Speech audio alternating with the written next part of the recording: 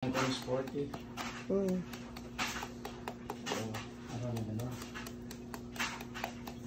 360 pesos. Isang santol. Bilisan mo na ate. Tama na. Kumuha ka na. Matikman mo na. 360. Oh my goodness. Yum.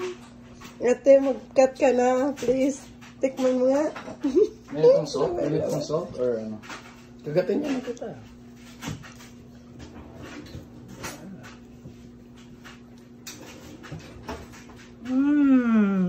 Yummy. Matamis? Tamis. Tamis. Yum. Harap. Tamis. Sausaw sa asin. Kainin niya.